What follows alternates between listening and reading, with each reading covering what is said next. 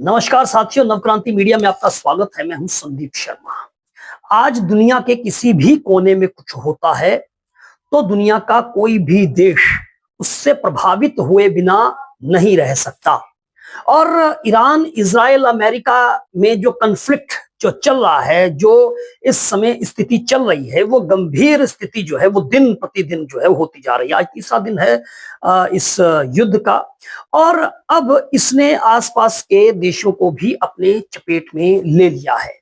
और Iran America के सामने घुटने टेकने के लिए तैयार नहीं है, बावजूद इसके कि वहां के राष्ट्राध्यक्ष खामेनेई की हत्या कर दी गई, उसका खात्मा कर दिया गया, उनकी जो धर्मपत्नी है वो मारी गई, उनके बेटे जो हैं उनके मारे जाने की खबर भी आ रही है।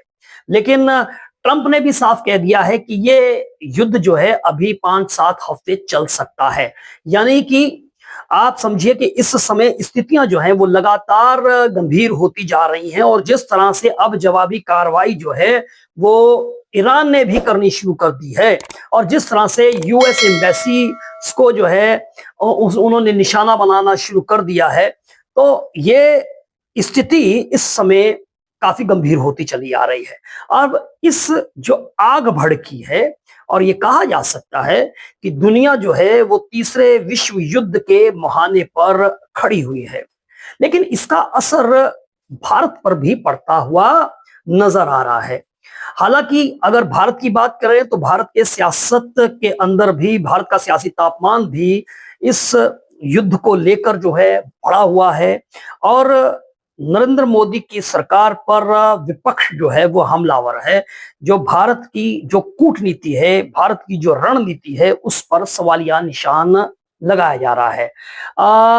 अगर सोनिया गांधी की बात करें तो सोनिया गांधी ने भारत की विदेश नीति पर प्रश्न चिन्ह लगाया है। उन्होंने कहा है कि ये भारत की विदेश नीति की विश्वसनीयता और उसकी दिशा पर जो है ये इसका बहुत बड़ा असर जो है वो होने वाला है। नरेंद्र मोदी सरकार की जो नीति है उसको लेकर सोनिया गांधी ने इंडियन एक्सप्रेस अंग्रेजी अखबार के अंदर अपना एक लंबा चौड़ा आर्टिकल लिखा है, जिसमें उन्होंने इराक के साथ में भारत के संबंधों का हवाला दिया है कि कैसे 1994 में इराक जो है वो कश्मीर के मुद्दे पर जो है वो भारत के साथ में खड़ा था। जब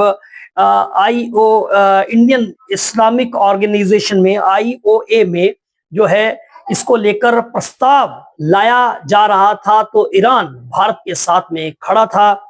उन्होंने नरेंद्र मोदी सरकार पर हमला बोलते हुए उन्हें जो है अटल बिहारी वाजपेयी के समय में भारत सरकार की, उस समय की तत्कालीन सरकार के साथ में संबंधों का भी जो है उनको याद दिलवाई कि कैसे हमारे साथ में जो है ईरान और ईरान के साथ में भारत सरकार के जो है वो संबंध रहे हैं।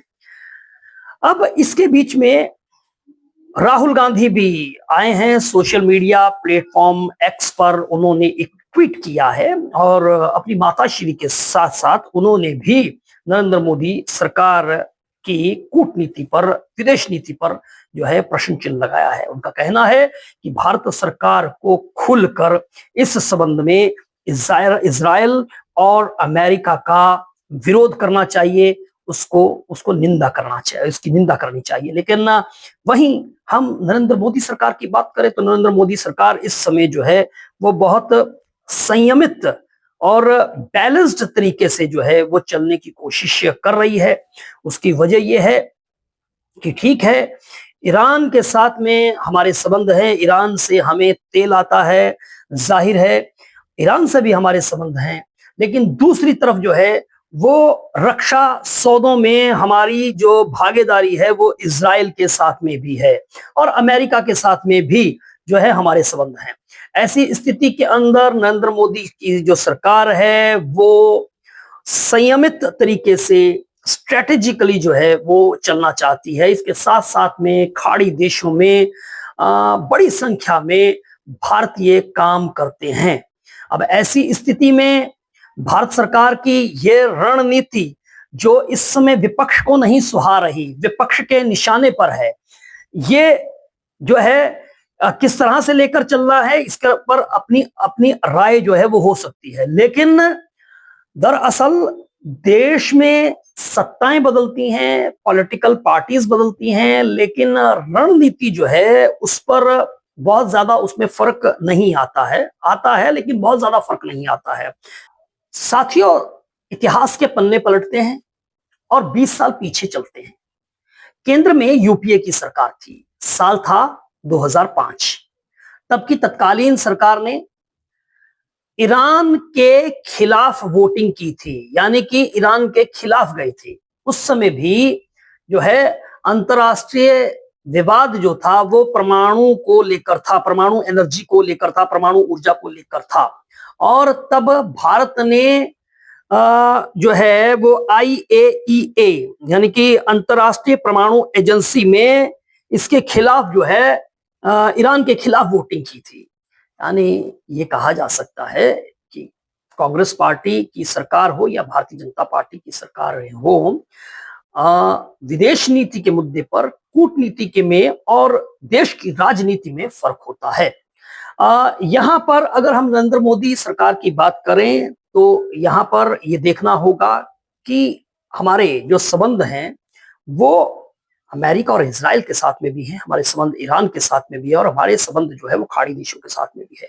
खाड़ी देशों में बहुत सारे भारतीय जो है वो काम करते हैं। जाहिर है इस युद्ध का असर भारत पर भी पड़ेगा, क्योंकि ये कयास लगाए जा रहे हैं कि अगर ये युद्ध लंबा चलता है तो भारत में जो तेल की कीमतें हैं वो बढ़ सकती हैं। इसके साथ साथ में बहुत सारे भारतीय जो खाड़ी देशों में काम करते हैं, जाहिर है वो विदेशी पूंजी भी हमारे देश में आती है, उसका भी देश की अर्थव्यवस्था पर असर पड़ना जो है वो संभावित है। ऐसे में भारत की सरकार फूंक फूंक कर कदम रख रही है, वो ना पक्ष में है ना विरोध में है, वो मध्यस्थता की स्थिति में है, क्योंकि अगर पक्षकार बन जाते हैं तो आप किसी भी झगड़े को सुलझा नहीं सकते हैं। उसके लिए जरूरी है कि आपको मध्यस्थ जो है वो बनना होता है। आपको एक तटस्थ भूमिका जो है वो निभानी होती है, उसमें आपको सोच समझ कर जो है इंटरवीन करना पड़ता है। बहरहाल आप इस पर अपनी क्या राय रखते हैं हमें कमेंट बॉक्स में जरूर बताएं, और अगर आपने हमारे चैनल को सब्सक्राइब नहीं किया है तो सब्सक्राइब कर लें। नमस्कार।